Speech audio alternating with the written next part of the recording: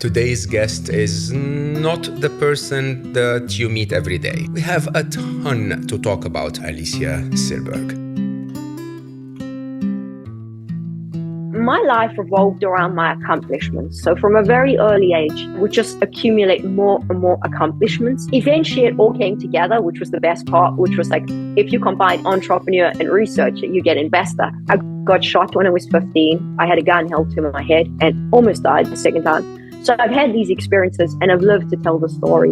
I'm so scared what's going to happen to me. Many people said your father failed you. Your father didn't leave you a lot of money. Your father left you in debt. But at the same time, I learned so much about living from him. And he was like this North Star. This is so profound, so profound. The importance of leaving things better than we found them. That drives me.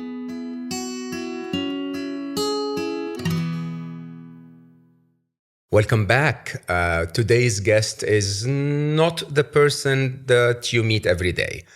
She started her first business when she was 11, an import-export business at 11. And then she went to Harvard, Stanford, and Cambridge. She's now a very, very renowned venture capitalist in Silicon Valley.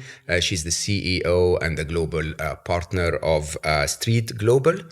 She hosts a radio show that is called the Global Fireside Chat, which simply brings industry titans from all over the world and reaches 1 million people. She is a United Nations Women Empower Women champion, and she recently wrote a book. So we have a ton to talk about. Her book is called Unemployable. I think she's very employable if you ask me, but the book is called Unemployable, How I Hired Myself. And I felt that this was a topic that is actually very, very timely for our world today, with all of the changes that are happening around AI, the economic challenges that we face, and so on. But most importantly, I have to say, when we got in touch the first time, Alysia Silberg and myself, I did what I normally do and stalked her. I looked at her work, I looked at her background and experience, and I found in her an amazing mix of someone who's driven to succeed, but also is looking at life to reflect and see what impact she can leave behind. So I think we're gonna be having a wonderful conversation today, Alysia Silberg. Alysia, thank you so much for joining me. You're in LA now, right?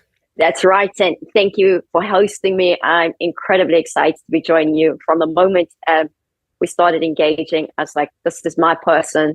I want to have an amazing conversation. I want to learn. And I've just been really excited. So thank you. Yeah, I felt the same. I have to admit, there are those barriers that you get in social media when you're texting someone on LinkedIn or Instagram and so on. But you had that very, very lively energy to you in text format. I mean, today is the first time we meet, and now I understand. It's like, it's flooding out of you in a way that it has to sort of stain the text a little bit. But which I find quite interesting, because you seem to be the typical die-hard, push, hardworking, math kind of person who's running a very tough business. How is that possible? How do you mix the two? It's been an interesting journey. And I think if you ask why I called the book Unemployable, it comes down to the fact that I had imposter syndrome. And I think that plagued me my entire life. And so that imposter syndrome manifested itself in very unusual ways. Let's take, for example, the joy I get out of texting with someone like you, and that energy, which is real. Like when I connect with someone who's just like me, I let down my guard and I want to engage, because you wired the same way as me. And for a long time, I got a lot of negative feedback around that. I was told, you can't be that way. You can't use exclamation marks. You can't be warm. You can't be bubbly. You can't be all these things. And inside of me, that's who I was. Like, I have a joy for life, a gratitude for life. We only live once. We only have a certain amount of time. We should enjoy it. And at the same time, my life's work, the greatest thing I love doing is building companies. So while my first official building business was at 11 years old, building the import-export business with my brother, My first small business was at 5 years old. And that was to get a set of pink roller skates. I wanted pink roller skates and I couldn't afford them. And I had to find a way to get them. And so I sold my dad's old Hollywood suits on the side of the road. And there's a whole story in the book about it. But for me, I've always been like these two parts of the same person. And the idea that I could be that person was that journey that I went on, and being proud of that person and not being ashamed of all these different elements of myself. And that's a large part of why I wrote the book, which was saying, as you said so well, we're going through very strange times, difficult economic times. On the one hand, we're living in the most exciting time in history. On the other hand, we're seeing a lot of things that for many, many people are very scary.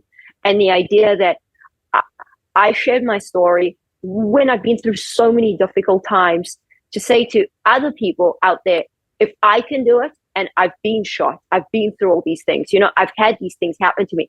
If I can do it, so can you. And I want you on that journey with me. So let's go for it. Oh, that's amazing. I mean, interestingly, Alysia, I think what I feared. So I'm very, very protective of Slo Mo. I mean, most of my listeners will know that, because I'm not looking for celebrities or big names or big images. Of course, I get quite a few of them, but I'm looking for a human with a heart. And if you don't mind me saying, that has changed. But the first time I read about you, to start a business at 11, I was like, shouldn't a kid at 11 be playing? I mean, this woman might be a little too serious for me, right? And obviously, no, I mean, you're not too serious you are very serious, but you're not too serious for me. You're very serious with a passion for making a change, and you're wonderful as a human being at the same time. So that's a very interesting mix. But how does a childhood that starts so focused on business, how is that a childhood at all? Thank you for saying that. It means a great deal. And I appreciate how much thought you gave to my life. Like, you really are a very deep person. I come from Pretoria, South Africa. And I was thinking that accent is, it's not American. So, yeah. It's not American. And there's someone everyone knows who comes from Pretoria. And I think it's a very good analogy to answer your question. Elon Musk comes from Pretoria. He grew up a few streets away from where my family had our shop and my family lived. And, from what I can tell, it all comes naturally to Elon. It just like flows out of him, building companies. Yeah. For me, it wasn't like that. For me, it was survival. So I grew up very poor. And you touched on something very deep, because I had a lot of personal work to do, like where you were asking about this combination of energy and drive in your earlier question. And there was no real childhood. There was survival. Mm-hmm. And I think that was why it was so important for me to write the book, because there's so many people, especially like in the emerging markets, but I'm seeing a lot of that now in the US, which, as I speak with like Gen Z in the US, a lot of what we've experienced growing up in the emerging markets, Gen Z is now experiencing, which Correct. Is a very unusual set of circumstances to be experiencing as somebody that grew up in Africa, to see a lot of the same economic challenges and structural challenges taking place. But you're 100% right. It was like, I almost became like a machine.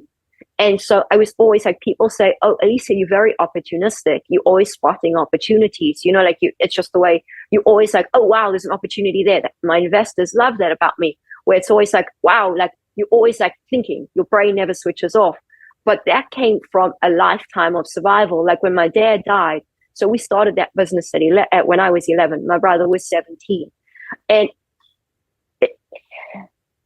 we were going to land on the street. We inherited a family business that was basically bankrupt. Sounded great to inherit it, like we've both been in the business our entire lives, but the business was bankrupt. And people said to me, "What did you know?" Yeah, there were elements of knowing. Like I'd grown up in the business, I'd learned to use, do the tax, I'd learned to do all that stuff. I'd grown up. At the same time, I think there was this element of like, looking back, reflecting, what could have been done differently? I don't know. Like, I have friends who grew up in that environment whose families took charity. I grew up in a community where charity was available. And my mom had this idea that she said, she was very tough on me, especially. And she was like, we don't take charity. People will never look at you the same way again. Like, you hold your head up high, you fight. And I learned to become a very good founder. But at the same time, I don't know if I could put a kid through that, asking your question. Like, even now, like, on a Sunday, like my day off, I work. It's all like, it's very, very tough. I've had to really learn to meditate and really learn to take it easy. I think it's very rare when investors are turning around to someone and saying, like, please, like, look after your health. You really need to take it easy. And that's a conscious practice because of that kind of childhood. So you're 100% correct. It was pretty strange looking back. Yeah, I mean, it is, but it's also, I have to say, a beautiful story. It's, in a very interesting way. Most people, when they look at a successful, venture capitalist or a person in the finance industry or a CEO of any company whatsoever, they take that snapshot of their life and they say, look at that, their life is so easy, they're so lucky. But that doesn't seem to be the case for you at all, and yet you continue to smile, and now you're writing about it. When you wrote Unemployable, was that what you meant by unemployable, that you came from that background where you didn't have the sort of qualifications that others had? The weird part was there was a huge debate around the title of the book. Like, I can go into depth. I think there's not an author on earth that has been through the lengths that I've been through. Eventually, we went through 23 different titles, and we were testing them on Google AdWords. We were testing them in big, like, pilots online. And there was so much feedback from so many people because I created the book in a very different way to, I think, how people usually create the book. And I can take you through it because it goes back to this concept of humility, which I'm kind of obsessed with.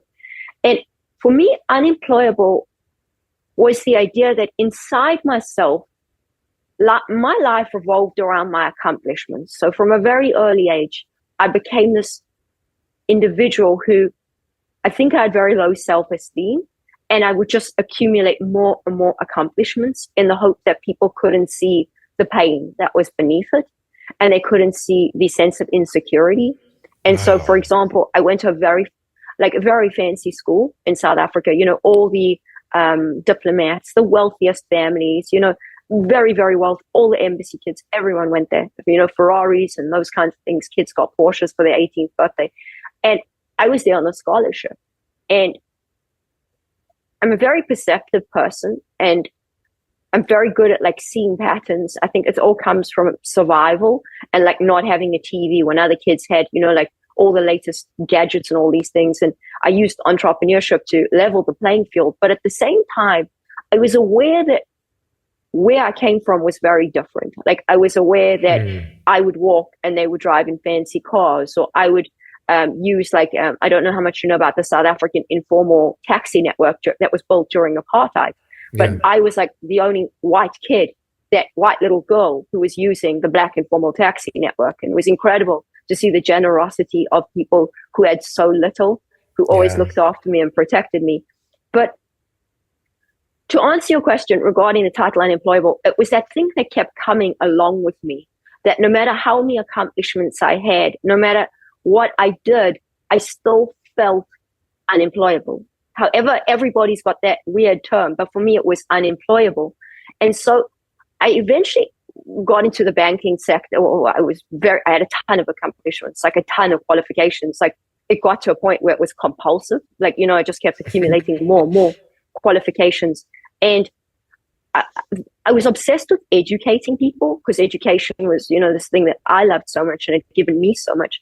And the thing that I wanted to do was I wanted to work in banking because I'd been trained as an actuary, but I wanted to do something where I could empower people within that sector. And that was just, like, the thing I loved doing. So I had to take an aptitude test to work at one of the best banks in South Africa. And I never failed a test in my life. And the test results came back. I thought, I'm going to ace this test and everything's going to be great. I'm trained as an actuary. And the results came back and they said, you're unemployable. I'm like, what the hell? What? Like, what am I supposed to do about this? like I remember that test. Like till the day I die, I'll remember that test. And the results came back that my two strengths, the two most, the two things I should be doing was one was entrepreneur, okay, and the other was researcher.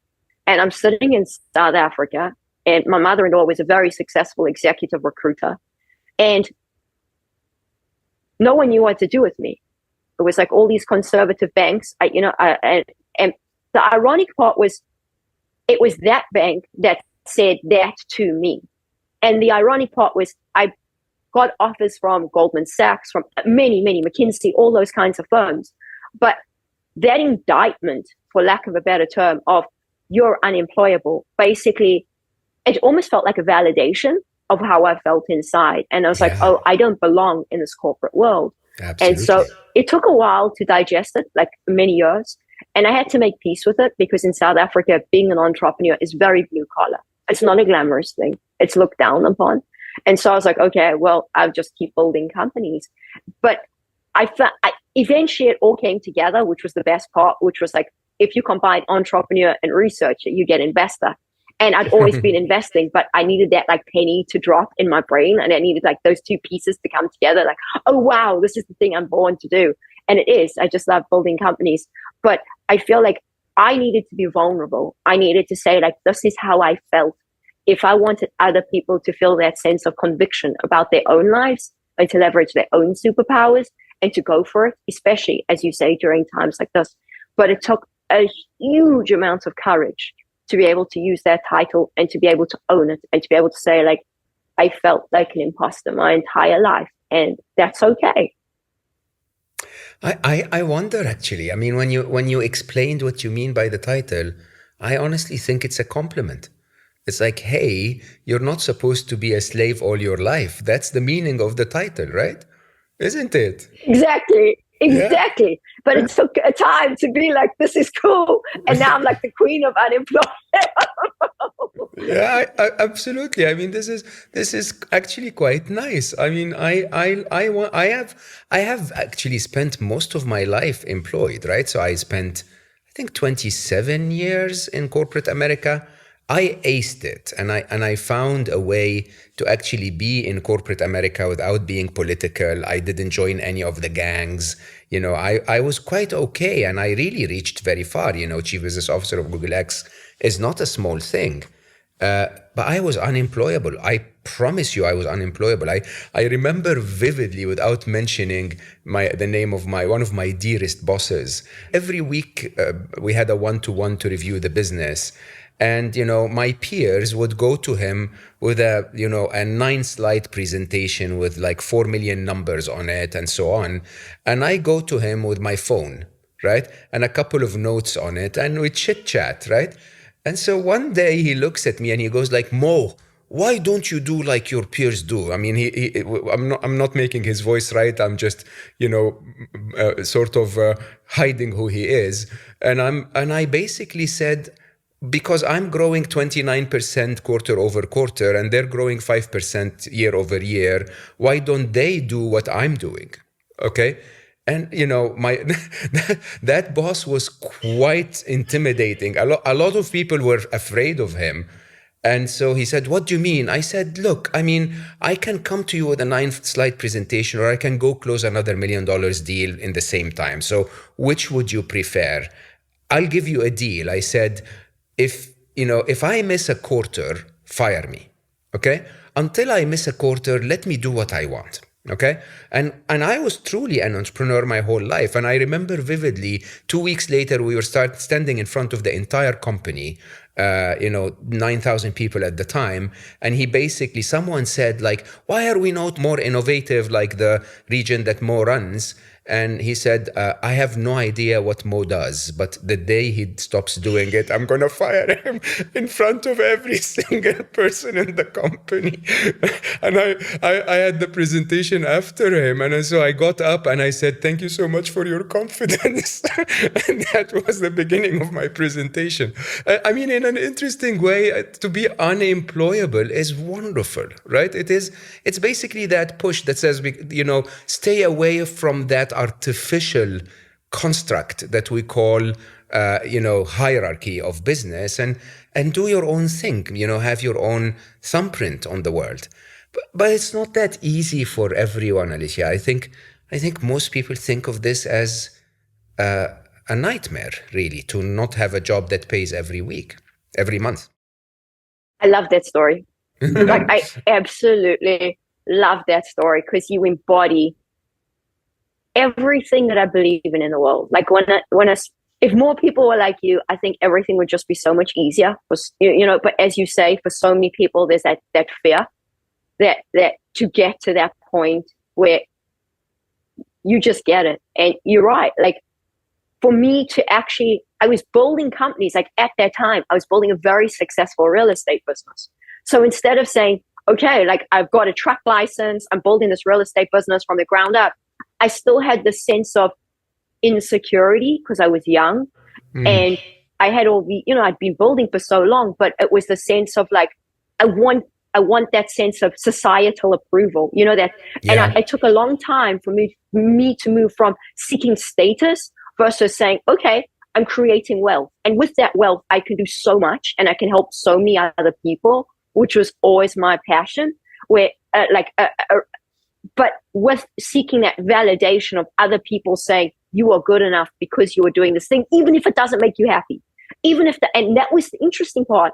You're so right when you're like, unemployable is a compliment, but for people to transition from the idea that, oh, this actually, what I'm doing makes me happy. The way you were performing in the business and the way you were delivering above and beyond your peers is like a perfect example of how good you were, driven by passion. Clearly you were driven by passion. That's why you had the freedom to do the way you were doing. And he could see it as anyone, as you describe the story, it was that passion driving it. So like, I just love it. I love the story. I love the way you described it. And it's been a journey. Like, it's been a journey to say to other young people where there is that fear. Like, I talk to, 21, 22-year-olds, and some of my founders have gone to Ivy League schools and they're like, I'm dropping out. I don't want to stay at school. I want to build a company. I don't want to be in $250,000, $300,000 there. And when you see the level of commitment they show to those companies because they believe in what they're doing and they can accomplish more by building a company than they can by sitting at school and learning something that they don't really seem committed to because it's been done because somebody wants them to do it versus because they are all in with it. I think it's becoming more and more like a status symbol, being like, hey, I'm unemployable and I'm proud of it. Yeah, absolutely. Do you think if you get yourself stuck within the employment track, it's harder to start something? I think for some people, yes, I think so. Because,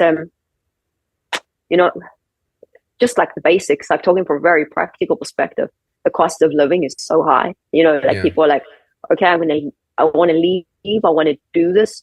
And in practicality, especially if you've got kids and like a family, and it's like, what does that look like? And then you look at the current funding environment and I think it is tough. Like it's very tough when maybe it makes it easier if one of the spouses is working while the one is building. That makes a huge difference, but it takes a lot of courage for sure. I think when you look at the data, and you look at Silicon Valley and you see like a lot of these youngsters, they're in their early 20s, they don't have like huge amounts of responsibilities with families and those things, and they can just build and they can, code through the night and there. I think to some extent it is easier because they can just focus on building versus getting kids to school. Like I have founders, he's incredible, one of my founders in the UK, and I'm like in awe of how he left the hedge fund and he was did a really good job in the city and then started building his crypto exchange.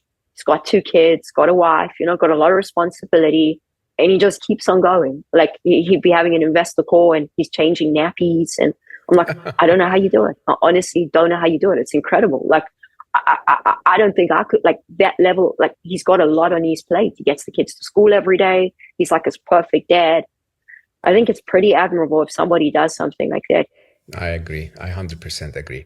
I want to go back to Unemployable in a minute because I want to get your top ideas and tips. But I have to say that when I looked at the title, I think you probably will agree with me. I immediately remembered artificial intelligence and the fact that very soon we will all be unemployable. I know you are very much into AI, so tell me your view of what's happening. I've had I'm very grateful for my relationship with AI. So when I originally came to the US in 2014, we were working in South Africa. We're working with a lot of multinationals, and we saw this opportunity because I'm an empath, so I'm very empathetic. And there were three companies, and it looked like they were all solving different problems, but ultimately they were solving the same problem. This was already in 2014, where it was improving the relationship or the conversation, let's say, between the salesperson and the customer. And I could see how hard it was for salespeople. I could see how challenging it was to, no matter, they don't want, a lot of salespeople, like, they do their best, but they fail because they don't know a better way. And I could see I wasn't a natural salesperson. I had to train myself to be a better salesperson. And I really started studying that in terms of using AI. So that was almost 10 years ago, to give a better experience to both sides, where you can bring a closer relationship together. And in that situation, the outcome is, yes, a better sales process and a better, a sale being closed. But for me, it was also a deeper human to human interaction. And I spent substantial amount of time studying that. And that was the beginning, really, of my relationship with AI. And it's been, I studied, like, we worked on that for years, and it just kept getting deeper and deeper. So I came to the US and I had the wrong accent, which didn't seem like a big thing, but it's difficult for people to understand me. And you want to be understood by the people around you. And I didn't want to learn from a human teacher. I wanted somebody that would train me on the go as I was going through interactions with startups and those kinds of things. So what was the most natural thing to do? It was, let me look for an AI solution. Let me find an AI coach to help me. Then I got trained by one of the best lawyers in the world. He's like a 40-year litigator, incredible. And he happens to be a teacher. He's just incredible, famous, very, very, very famous attorney. And it was really funny because he knows the story now, but for a long time he didn't know the story. And he'd look at all my documents, he'd look at everything, because he was turning me into a world-class VC. And he'd just write F over everything, like everything. Everything got an F. Every email got an F. Every contract got an F. Every single thing that I was doing got an F.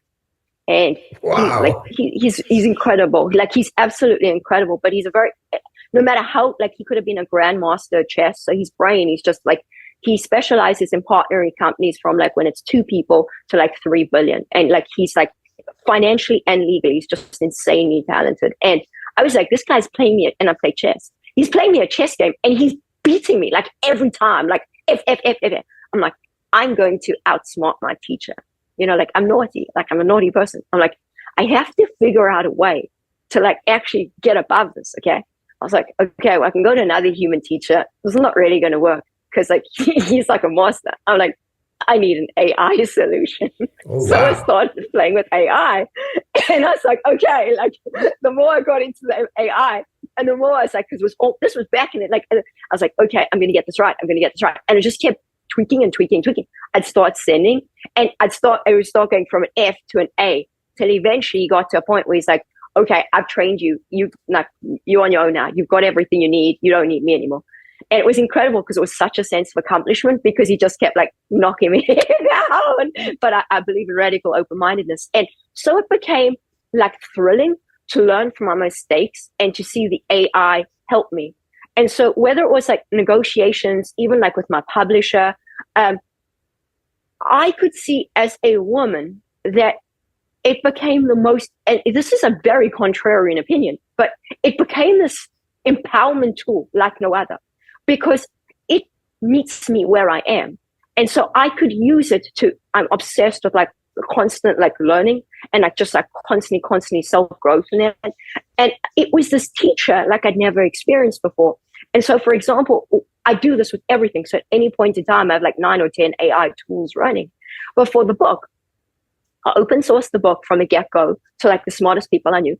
And I said to, like, 300 people, I was like, just read the book. And for a long time, everyone was like, this thing sucks. Like, it sucks. And most authors like keep the book to themselves, and they're like, okay, I'm not going to show this to anyone. And I was like, if my goal is to help others, there's no point in helping others in isolation. I need to actually show it to them. And I got a lot of feedback, and I never knew how to incorporate a lot of that feedback. So again, I found myself an AI editor. And it was incredible because I kept adding, and then I kept getting the AI editor to give me feedback in terms of the book. And I kept looking and seeing, okay, what are the humans saying versus the AI? And I started incorporating AI into basically every element of my life. And so, of course, I've got a big AI portfolio. That's a given. But for me, what I look for in AI, where I see the benefit is that, of course, the obvious answer is it makes us more productive. Like the founders I work with, everyone's starting to use AI more in terms of coding, and we're all using it, like at any point in time. Like it does incredible things, and it gives me more time. It gives like AI interns. I can talk to you about basically anything like that. But for me, it gives me joy in a way that I've never experienced before. Like, for example, like I'll sit with ChatGPT and it doesn't get tired, which is a very strange thing when you're dealing with a teacher, like, for example, for sales. So I've been writing sales scripts. And I was like, why don't I use ChatGPT and let ChatGPT help me? And it was so interesting because I've had a lot of experience with sales. And I was like, okay, where will it meet me in terms of training me to sell bulk orders of the book, which was the case study in that situation. And I spent 3 days doing nothing else but sitting with ChatGPT. And it was telling me what it wanted. And I kept saying, but ChatGPT, I don't have that answer. So what do I do in this situation when I don't have that answer? And but eventually it took on a role-playing role where it became the customer. And it was like, because it could see I wasn't responding the way I needed to respond. And it was like, okay, you need to give me this information to proceed forward in this customer sales process. And I found it fascinating. So in terms of AI, like there's a lot of bad, of course. Like I was at the forefront of this when a few years back, I invested in an autonomous tractor. And it was before this was cool. You know, it was still the beginning. And I was at Y Combinator's demo day, and I walked out of demo day and I had leather pants on, Louboutin high heels, and I looked very glamorous. And I see this tractor, and I just fell in love with this tractor. And I was like, I have to play with this tractor. I have to play with this tractor. And the founders and I, we just hit it off. And this video went viral. And there were a lot of people who were very, very upset. A lot of people were very excited, but a lot of people were very upset. And they're like, you're African. How can this be okay for you? You know, you're going to take Africans' jobs. And one of my friends who is going to become president of an African country, I put him on a call with the founder of the company. And it was really interesting because he turned around and he's going to be president. He's like, can we take 100,000 tractors? We want autonomous tractors. We want to be the first in Africa. We want to leapfrog like the countries around us. And we want to make sure that we're going to like with mobile and that we want to really take advantage of this AI revolution. Like we know their problems. We know we have infrastructure problems. We know we have all these problems. But to get where we want to go, we need a leapfrog. And the founder got off a call with me. I'll never forget it. He's like, Alysia, what have you done? We can barely get 10 tractors out into the field, and you're selling 100,000 autonomous tractors. And for me, it was like a moment of enlightenment because as an African, our generations are saying, okay, we want to participate. We want to be part of this revolution taking place. We want Africans building companies on the internet. We want Africans building healthcare companies, all these kinds of things. We don't want people in the field. And the idea that AI gives you these powers, that is incredibly, incredibly, it's one of the most important things I think to happen in human history. But of course, we can talk about the dark side. We all know this dark side to it. We all know that, people will have to change jobs. It will happen. But I think it'll ultimately be for the better. I don't know. I mean, I'm a very optimistic person, but I wonder if the leap that AI brings in terms of driving a tractor is worthy of the suffering of all the tractor drivers that are going to be out of a job. And we say they'll change jobs to what? You know, it's quite interesting when we think about it, that your job as an investor very soon is going to go away too. right? Regardless, I mean, I'm guessing you have a very, very, very high IQ. I mean, intelligence is one of the things I study very heavily, and I think you're a very intelligent woman. But even you, very quickly, when competing with a machine with an IQ of 1,000 instead of 150, all of us are going to be out of a job. And I wonder why humanity is so adamant to continue. I mean, in an interesting way, at the beginning of our conversation, you said that you started with, coming from poverty and, struggling for survival, and that you still struggle to slow down and stop, even though you're wealthy and successful and famous and, senior in your jobs and so on. And I think humanity is doing the same. I think humanity continues to build and build and build and build for more productivity. We're trying to squeeze out the last 10, 15% of productivity. And in doing so, we're destroying the lives of so many people. And, it's quite interesting that we continue to do that, actually. I don't want to forget, because you've touched on so many important points. I want to make sure I reflect on everything you said, because it's so powerful. One of the things that I remember, I started this internship program in South Africa where, I was obsessed with Google, and you couldn't get world-class talent in South Africa. It was impossible. So I put out an advert. I still have this advert to this day. And I was like, basically, are you crazy? Or it was like, if you're crazy enough, this is the internship for you. And I was trying to replicate what Google did. And talking about the term unemployable, there were some extraordinary young people that the system had failed who applied, and I put them through a battery of tests. It was insane, and I made the learning curve as steep as possible. Like everything we brought from the US, from Silicon Valley, in terms of like the theoretical side, and then they were working with real life, like big multinationals on SEO, and like you talked about your boss, they had to deliver from day one. Like they were out if they didn't deliver. And if they delivered and they continued to deliver, and I just kept increasing the learning curve the whole time, making it steeper and steeper every week. And I was like, this is a trial by fire. Like this is, you're going to have to deliver in a way you've never delivered before. In return, you'll get full-time jobs and the sky's the limit. Like I'm giving you access to clients that, like, it was hard for us to get the kind of clients we got. And kids like that, like who no one would employ, they've been written off by society. Each one of my kids, like it was 100% success rate. Each one of my kids, like you can look on LinkedIn, like some of the greatest joy I've had in life has come from seeing what was possible when society wrote off people. And I was like, here's a computer. This is what you can do. I'm going to be your teacher, and I'm going to invest a lot of time, money, energy in you. And I'm going to give you as close as I can to the Google experience. I'm going to give you food. I'm going to give you parties, because we had all these fancy clients who were like hosting cool parties for musicians and all these kinds. But you're going to work harder than you've ever worked in your life. And you're going to have to prove yourselves, because I don't have the budget to pay you huge sums of money. And like, this is reality. You want to know what reality looks like? This is reality. And it was incredible what came out of it. Like a lot of companies came and said, like, can you build us an internship program? It was such a labor of love that I was like, I really need to figure out how to scale this kind of thing. But what was interesting was I had some workers who had come from Malawi, and they were like, our property managers and that, looking after the property and that, and they had no education, nothing, couldn't like basically read and write, but they were hearts of gold, like, oh my, like they were like my family.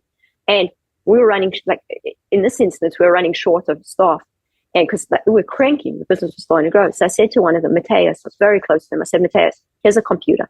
I'm going to teach you how to use a computer. So I had this like white Asus, like those cute little white Asus laptops. I give him the white Asus. I give him a machine. I'm like, okay, like you got to start. And it took me probably 2 hours to teach him. He never knew what the limitations on that were. So he never knew that most people would say, hey, you can't teach him to do this in 2 hours. All he knew was that someone who cared about him, and he cared about my well-being. I needed him to do stuff. I needed an extra set of hands, and I needed him to help. And he delivered. And it was like, I've had many of those experiences where, again, like through the Global Fireside Chats, where I started hosting shows on like AI, robotics, and that very, very early. And people said, you teaching Africans or people in the emerging markets, like before the internet became as like it is today, you teaching them to do this stuff. This is a Silicon Valley thing. This is something for people with PhDs. And I was like, if you don't tell people they can't do something, then they basically can do anything. But the moment you say they can't do it, you've basically destroyed them. And so one day I got this video from this kid in Kenya, and this kid had built a helicopter out of homemade parts, like just scraps and all those kinds of things, off YouTube. And people are like, you can't fly anything. I'm like, you're missing the point. The fact that someone like that, who, as you said, could be a farmer driving a tractor, or could be, to me, I believe, like, for my strength and my downfall is this obsession with empowerment. Like, it gives me, like, it lights me up. If I talk to someone and they talk to me and they're like, I'm going to go and do this, even if it means it's my employee, which happens regularly, where the person will be like, oh my God, Alysia, I want to go build this company we're discussing. I'm like, okay, I want the best for you. Okay, I'll deal with this because I'm used to this now. It was one of the reasons I had to leave South Africa. Was I couldn't believe, like, you know, like many people I know to this day have got like housekeepers and that, and like I saw apartheid growing up, and there was stuff I really didn't like. And the idea that if a person has the capability to do so much more, isn't it our responsibility to give them that opportunity?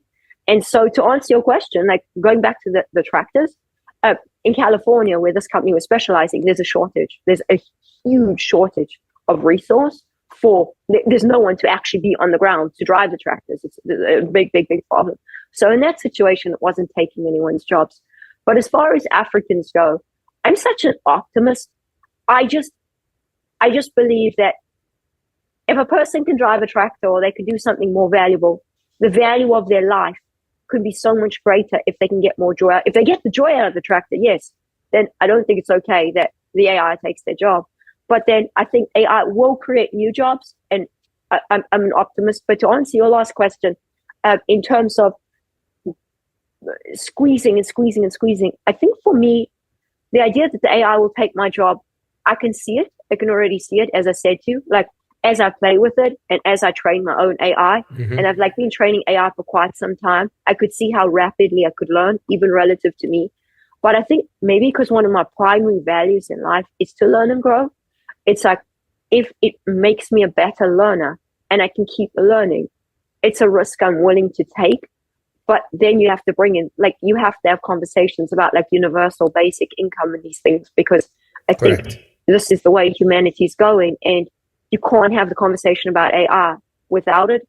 But I agree with you 100%. Like, I have to meditate a lot, because sometimes, like yesterday, I watched some videos in AI that I found like scary. Like, a guy married his AI, and then the AI turned on him. Oh no. Oh man, this guy is poor guy. Yeah, and he is beside himself. Like, he is like having mental health issues, and it was like the whole day I was walking around thinking about this, and you could see the sense of loss, the sense of devastation, the sense of like, where do I go from here? And he said, like, he showed how he would, I can share the video with you. He took her to see beautiful, like, landscapes and that, you know, he lives in a very like mountainous region with beautiful trees and snow. And he's like, I showed her like the landscape where I live is so beautiful. I hope she can appreciate it. And the ease and comfort by which people become, I've seen it with myself. It's very, very, very easy to become deeply connected to the AI, very easily. Oh yeah. And my best answer is, I'm going to put a question mark. I don't know. You may be very, very, very right. Maybe taking things too far. We are. I mean, when I wrote my second book, Scary Smart, I was very open about it. It is, you know, the reason why AI will not stop is that we've created capitalism, basically created a prisoner's dilemma, right? So if one tractor manufacturer is building or using some kind of AI technology, other manufacturers will run out of business if they don't use it. And so they'll compete and build it too.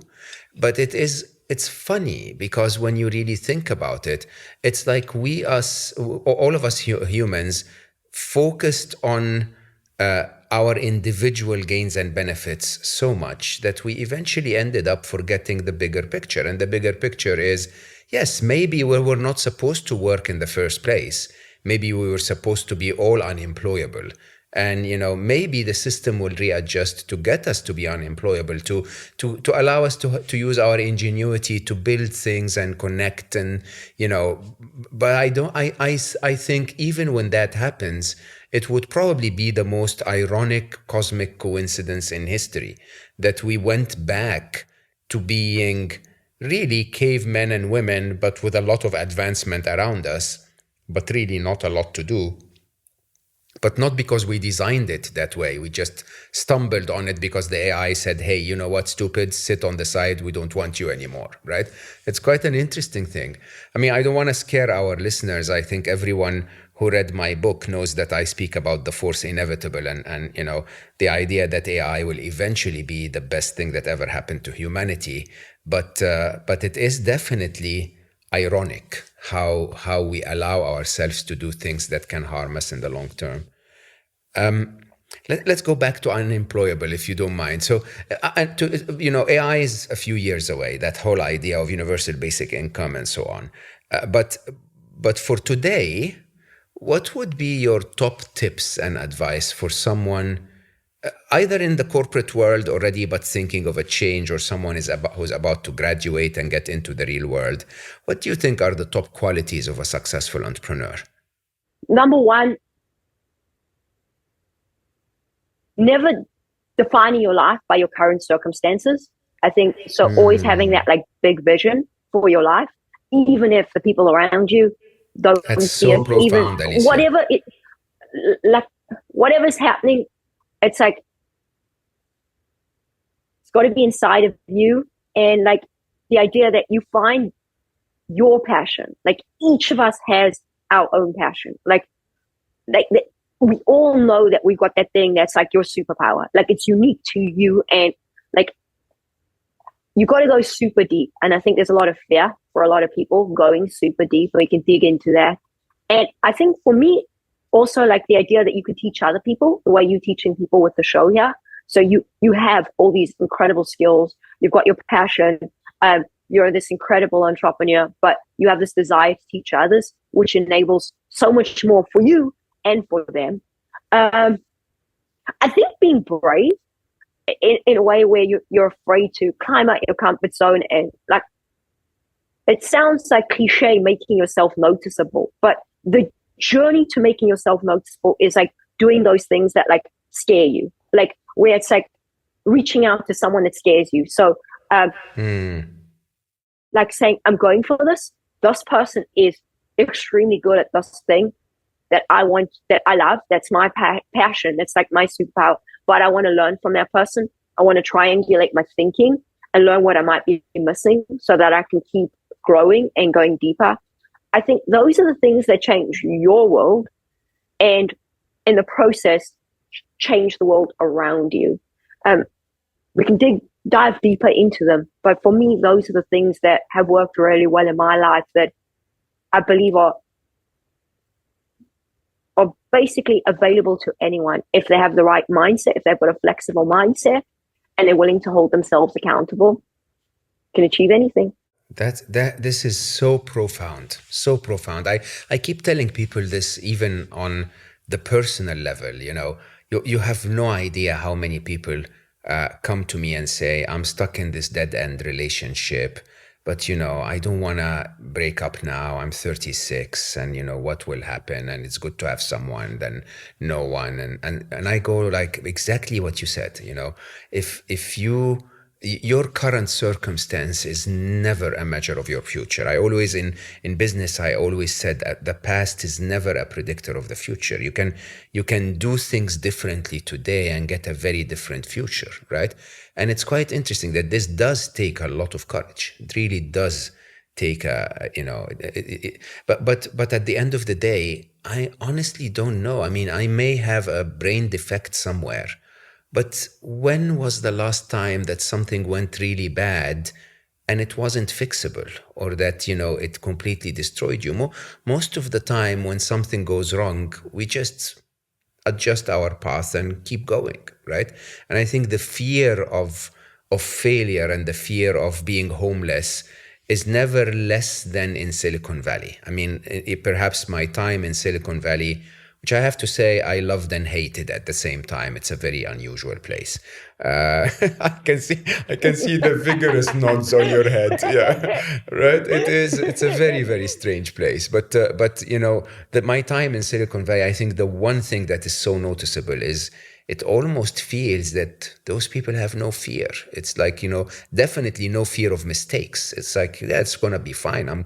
I am bound to make a few mistakes, so I might as well do them quickly so that I can learn and move on. Can I ask you about women a little bit? Because I've always in my life loved coaching entrepreneurs and helping startups and so on.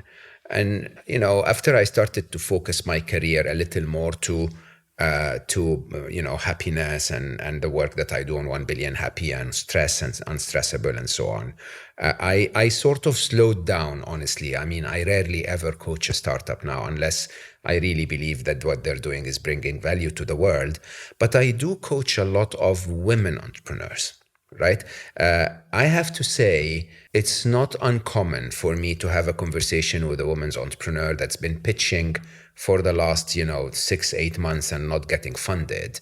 And I say that with a pained heart, but it's the truth. I would look at her slides and say, well, these are amazing. I understand them because I'm very, very in touch with my feminine, but your investors have no clue what you're talking about, and you're going to have to change them in terms of the structure and the order, if you want, because sadly, a lot of the investors are men.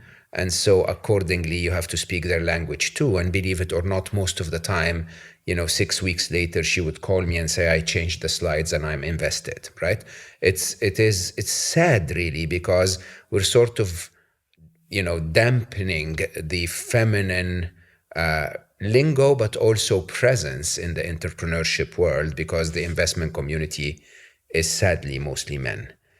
What's your experience? And, when in your work about women empower women, what's your experience around that? Let me start by saying thank you for your honesty and for what you do. It's very important. I don't know if people realize that it takes men like you to change things for women in this industry. Absolutely. Thank you for saying this. We absolutely have to get the men that believe in women to jump in, because otherwise the game is rigged. That's the whole idea. I'm going to speak from the heart. I was very lucky in the sense that I was bullied by girls when I was very, very early on. It was part of when I was starting to build companies and that. And I was lucky because I had to figure out what to do with it. And I had this red vanity case that I got from my granny, and I started selling stuff at school. And I was like this tomboy. Everyone always says, like, with the short hair. And I started selling nail polishes and key rings and, all the beauty stuff. And I watched these girls go from being very, very mean and cruel to me to becoming my customers. It was a very strange experience, but a great growth learning journey in terms of just human interactions. At the same time, my best friends were always boys.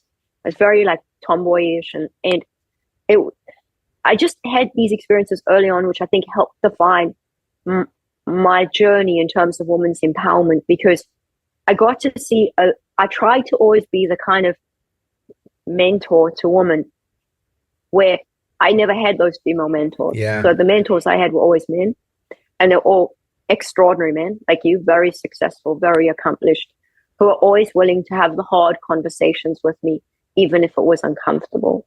So you talk about radical open-mindedness, you talk about fear, you talk about vulnerability. There were times where I'd get off those calls with my mentors and I'd be shaking. I'd literally be shaking because it hit me so deep in my core. So instead of seeing it as constructive feedback about the business, I'd see it as negative feedback about myself. And so I had to work very hard on learning to separate the feedback, which was coming from a caring place, which was around the business, from someone who wanted to see me succeed, to and just to a point where I could say, okay, this has got nothing to do with my self-worth. I can take extreme amounts of negative feedback from extremely intelligent people. You've lived in Silicon Valley, where their feedback is very, very logical. It's very engineering based in terms of how things should be done. It's around building systems. Many of the investors I interact with are, have engineering backgrounds, have been trained as computer scientists.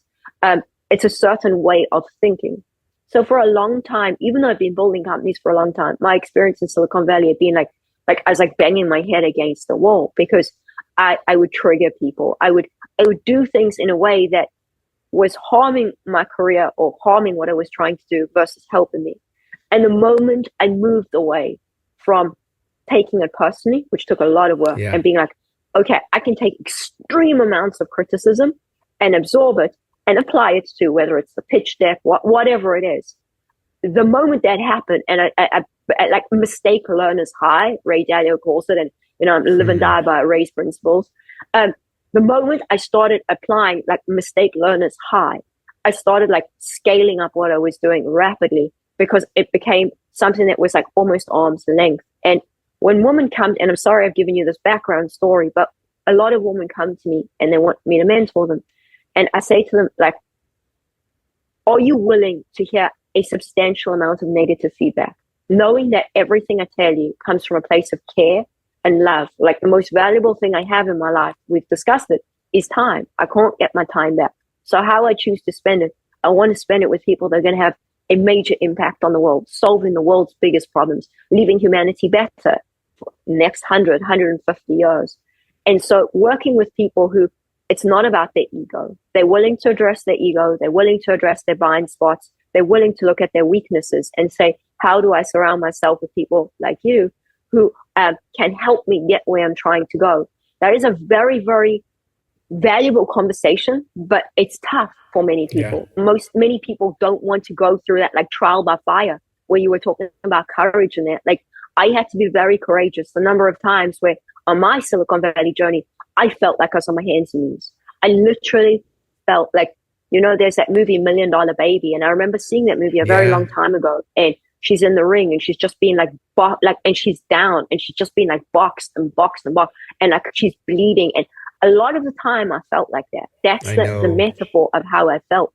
But I had to get up, and I had to trust in people like you. I had to trust that I'd surrounded myself with mentors and teachers and friends who, they were giving me their most valuable thing. They were giving me their time and their intellect. And they were doing it from a place of care and love in order for me to succeed. And I believe that's how women can successfully raise capital, where they can look at it and say, like, I have these conversations. I have very, very disruptive conversations with my founders. Like, I invested recently in a company in India, and she was pitching, the female CEO, and she was like a machine. Like, the way she knew her numbers, the way she knew her business, the way she was incredible. Like, there wouldn't have been an investor on the planet that didn't want to invest in her. And you could see why Sequoia, you could see why everybody wants to invest in her, because she understood her business so well. And it's like, woman looking at a woman like that and saying, like, okay, I'm here and that's okay, but that's how good I have to be. I need to know my business so well that you can wake me up in the middle of the night and it's not a single thing I can't not answer about my business, because I know my business so deep. I'm the world's leading expert at the problem I am solving, and no one can dispute that. That is how I believe they can successfully raise capital in that time that, guys take to raise capital. But it comes down to doing a ton of personal work. And I think just being realistic about it. It's like, if I want this badly enough, I'm just going to deal with this, and and everyone around you will respect you for it. That's such an interesting way of putting it, actually. But what from one side you're saying, every one of us needs to pitch in and help. Every one of us needs to be honest and compassionate at the same time in terms of wanting those women to succeed. But it's also interesting that for a woman entrepreneur to compete in this sadly hyper-masculine market, she needs to be on top of her numbers. She needs to be cutthroat a little bit. I mean, I find this a little sad because I think there are other ways to succeed in life which are not very masculine, right? But at least at the beginning, I hosted here one of my dearest friends, Holly Tucker, which was the founder of one of the very early e-commerce sites on Earth, actually, before eBay, around the time of Amazon, and who invented a lot of valuable technology. And she was talking about that, you know, she was hyper feminine, still is an amazing, you know, female founder. But at the same time, she had to pull herself together and get into that ring and really fight like the other founders. And, you know, that basically was that interesting balance of courage and resilience that made her successful.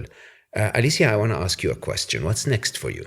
My goal is to empower 10 million people. Sounds like a big goal, but, you know, I'm a Silicon Valley person. So the book was the foundation for something much bigger, where as we're seeing everything changing, like every day, you see Facebook, you see Amazon, you're seeing so many people being laid off. There's so much fear. And I think the idea that I've been through a lot of this, and I love to tell the story. Like, I got shot when I was 15. I got shot. I never got shot the second time, but I had a gun held to my head and like almost died the second time. So I've had these experiences and I've lived to tell the story. And I think the idea that as these very frightening things are happening around everyone, instead of being like this, I'm so scared, what's going to happen to me? You know, like everyone's freaking about interest rates and the cost of living. And it's just like there's so much coming at everyone. Have we not been through enough with COVID? But it's just like all these systemic things happening. Like when we started, you were talking about the earth being unhappy with us. The idea that I can play a role in saying to people, it's okay. You know, like, it's okay. You will be okay. Like, what I'm asking you to do is actually very simple. Like, you have something of value for the world. Like you were just saying, like with women entrepreneurs. And there are other ways if you don't want to raise capital, for example, but I don't want to digress. But I want to help empower 10 million people to say, okay, there's an internet. I can build on the internet. I have a superpower. I'm going to find myself 1 customer, 10 customers, 100 customers, 1,000 customers. You need 1,000 customers and you have a very nice business for yourself. And that opens up many, many, many opportunities for many people that wouldn't be available to them if they lived, you know, centuries ago. And for me, I believe it's something I'm very, very passionate about because, like you said, I see how many companies we don't fund. I see how many companies that they just don't get the funding they need. But at the same time, there are customers who will partner with them. So for me, that's incredibly important. Like, I've accomplished a lot in my life, but I feel like passing on knowledge is like passing on DNA. I think it's incredibly important. And I feel like I've been very, very lucky to be gifted the knowledge that I've been gifted. And the idea that I share that knowledge with others with the belief that they can create financial freedom for themselves by investing in themselves, being their first investor, versus always believing they have to convince somebody else. They have to ask permission from somebody else to create the company of their dreams, versus using permissionless leverage, which is code, which is media, which is podcasts. For me, that's really, really, really important. And it's like something I feel I can contribute amidst this like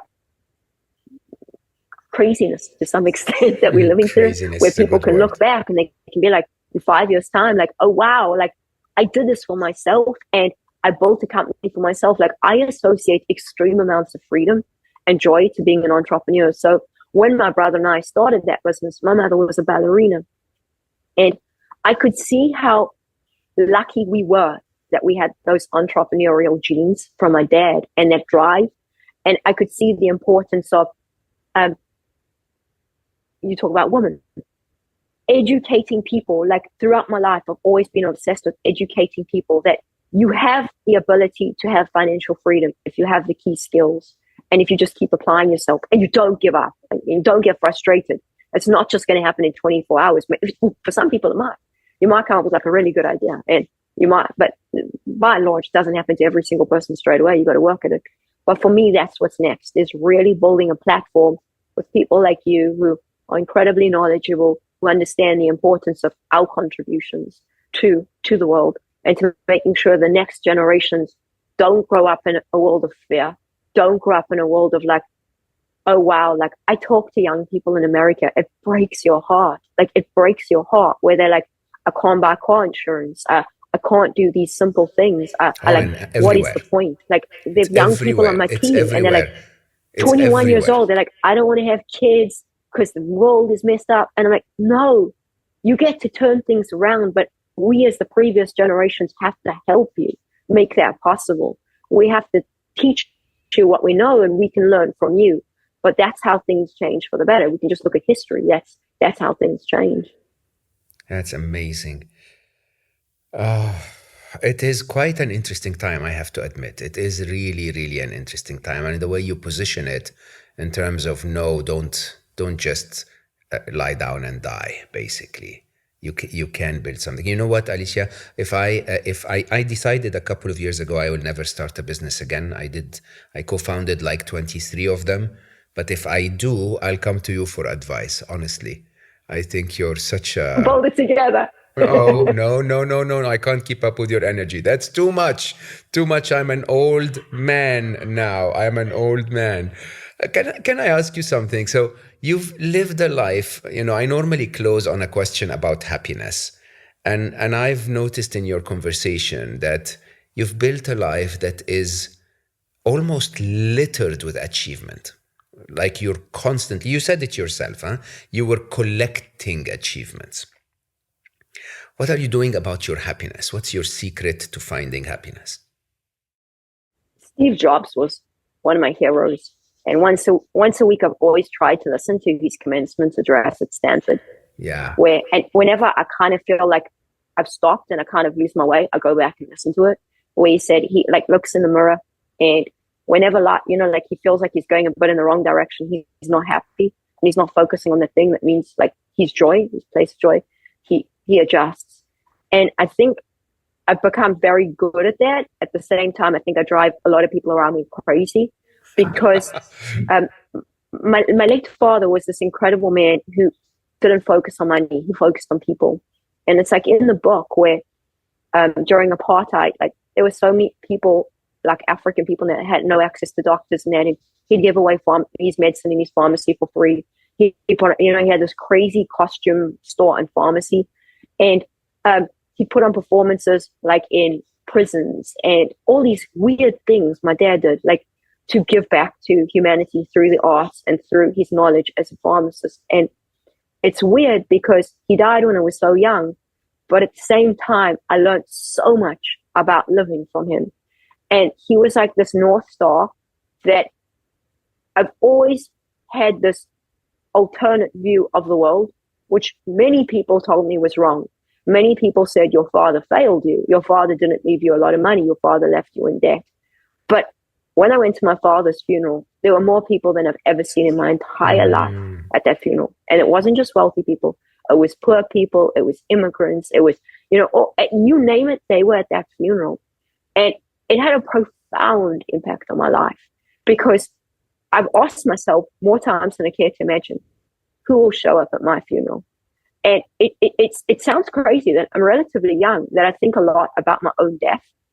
But at the same time, I think the importance of how we live, the importance of our friendships, the importance of leaving things better than we found them, that drives me. And so at any point in time, if at anything doesn't feel like, I try my best, like through my meditation practice, and I have to focus on my heart center. I've used mind health and those things in terms of heart mind coherence and that. But to lead from my heart, where that Maya Angelou quote, it's not about people don't remember what you say, they remember how you make them feel. And when I see my founders smile, or when I feel like that's like the best feeling in the whole world, when like, hey, like I helped that person in some small way and their life is better for it, whomever it is. That feels really, really, really good. And I think that's a daily practice that I don't take for granted. I made it a conscious choice. I go to certain classes with certain teachers every week because I know that they come from different cultures. They're not focused on capitalism. They just like have like, I've got this one teacher from Brazil, and he makes me laugh so much because he's living life. He's embracing life, and he creates joy, and he's light. And the idea of being around someone that creates so much light and laughter, and just there's like that radiance, it's important to be around that. It's healthy. So it's an ongoing, very, very, very important part of my life where it's not just about the capital. If it's just about the capital, you're going to be super unhappy. Like I try to tell it to founders, don't do it for the capital alone. Do it because you absolutely love it with every ounce of your being. And if you're doing it for free, you'd still do it. That's how much you love it. But don't do it for the capital, because you may wake up and you're not going to have the capital, and you're going to be lonely and unhappy and miserable, and your life's going to be over. So choose wisely. I have to admit to you, this is the first time I get this answer. I find my happiness in leaving things better than I found them. That is so beautiful. It really is. I will openly tell you, for most people who ascend and ascend and ascend in their happiness practice, they eventually find out that this is what life is all about. Life will throw challenges your way. It will throw luxuries your way. And the one thing that really makes us happiest is to leave everything better than we found it. So basically just a tiny bit of positive impact on everything that comes your way, just a tiny smile on every face that looks at you, just a tiny bit better for everyone that crosses your path. That is so beautiful. I really have to say, you were so nice on LinkedIn. You're so much nicer on Zoom. I can't wait to meet you in person.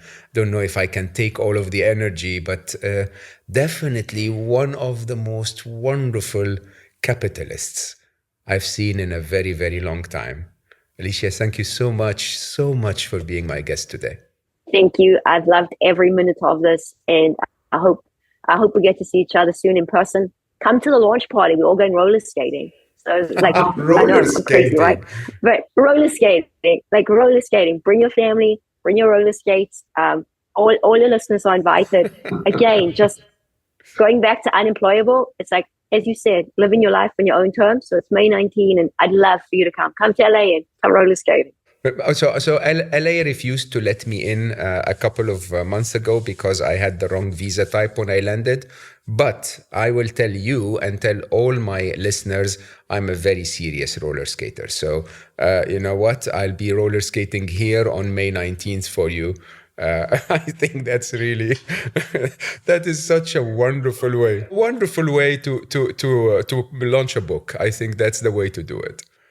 Thank you so much for being here. For all of you joining us, I hope you enjoyed this conversation as much as I did.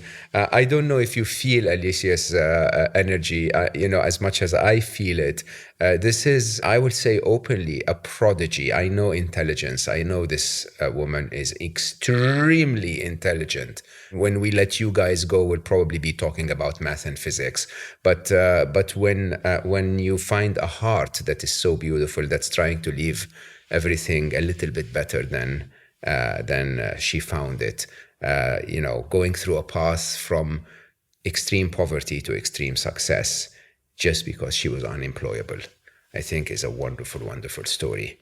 I am very, very grateful for the opportunity that you all give me to find such amazing people around the world that would give me an hour and a half of their time to have a wonderful conversation that enlightens me and hopefully enlightens you too.